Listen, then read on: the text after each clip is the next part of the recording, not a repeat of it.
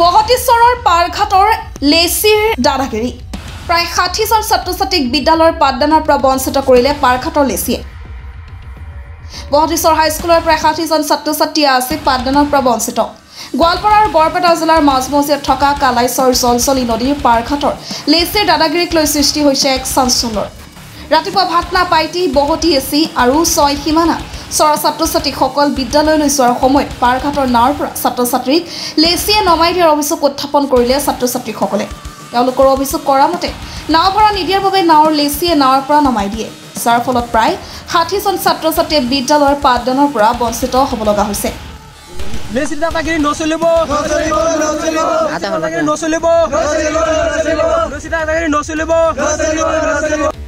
উল্লেখ্য যে পাৰাপাৰ হোৱা ছাত্ৰ-ছাত্ৰীৰ এবছৰৰ বাবে ৫০০ টকা ভাড়া বন্দোবস্ত কৰিছিল।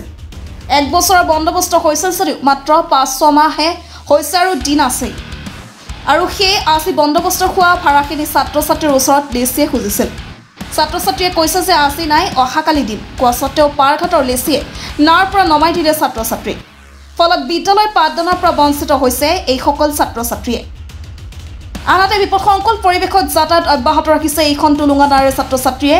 সেয়েহে পাঠদানৰ পৰা বঞ্চিত হোৱা ছাত্ৰ-ছাত্ৰীসকলে অসমৰ মুখ্যমন্ত্ৰীলৈ কাটৰ আহ্বান, উক্ত পাৰঘাটৰ লেচিৰ বিৰুদ্ধে আইনগত ব্যৱস্থা ল'ব লাগে, নহ'লে এনেকুৱা পাৰঘাটৰ লেচিৰ হেমাহিৰ বাবে ছাত্ৰ-ছাত্ৰীৰ ভৱিষ্যত অন্ধকাৰৰ দিশত গতি কৰিব। মানে আজি ঘৰৰ পৰা বিদ্যালয়ত যাম, বিদ্যালয়ত যাওয়ার পর লেচত আইসো আহি তো পয়সা লাগে, লোকাল পয়সা লাগে, পয়সা দিলে পার করে দিব তো বিদ্যালয় যাব পারো পয়সা দিলে। বহতীশ্বর হাই স্কুল তো বিদ্যালয় যাওয়া নাই, লেচের পর নামাই দিল যে পয়সা লাগে, পয়সা দিয়া নাই তো ঘরত যাও। তারপর পয়সা কালি দিম, কেইজনমান কৈছে আজি নাই কালি দিম তো মানা নাই যে আজি নাই তাহলে ঘরত যাও। না যোৱা নাই, আজি যোৱা নাই, আজি পইচা দিয়া নাই, সেইকাৰণে বিদ্যালয় যোৱা নাই, মানে লেচিৰ পৰা লেচি নামাই দিয়ে পাৰ কৰে নয়। আৰু এটা কথা হল যে তো যেটা লেচু আছে সেটা তো ইঞ্জিল থাকা লাগে, ইঞ্জিল থাকা লাগবো, যেটা ইঞ্জিল লাগবো। আমার বিদ্যালয় যাওতে ইমান লুট হয় নাওত যে ভয় লাগে, মোর জীবনে বড় খাই নাই যে কিবা ডুবাই যাব এটা আছে নেকি? ইঞ্জিল নহয় না, ইঞ্জিল নহয় না, আৰু একদম ছোটা নাও, সৰু নাও। তাৰ মানে আমি আহিছো বিদ্যালয়ত যাবৰ কাৰণে, পিছত আমাক লেচি মানা কৰিছে। আমি হয় পাৰঘাটৰ লেচি মানা কৰিছে। আমি নাই তুলিছিলো, নমাই দিছে, কিছুমানক নমাই দিছে। আমি প্ৰায় ৬০ জন ছাত্ৰ আছিলো, ৬০-৭০ জন আছিলো আৰু হ্যাঁ। আমাক পাঠদানৰ পৰা বঞ্চিত কৰিছে। আমাক যে আজি স্কুলত যাব পৰা নাই, নহয় আমি স্কুলতো যাব পৰা নাই, এনেকুৱা কৰি আমাক বঞ্চিত কৰিছে। লেচি আমাক বঞ্চিত কৰিছে। ক্লাছ আছে, ক্লাছ বিলাক গোটেই ক্লাছ বিলাক আজি মাৰ গল। সেইকাৰণে আমাৰ লাগিব, মানে বিচাৰ লাগিব, আমি যাতে বিচাৰটো পাওঁ।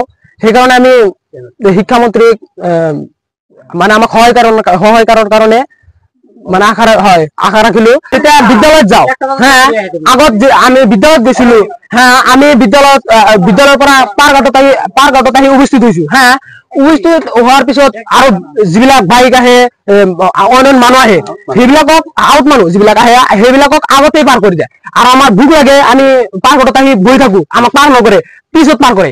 হ্যাঁ পিছত পাৰ কৰে, মানে আমাক এনেকুৱাকৈ মানে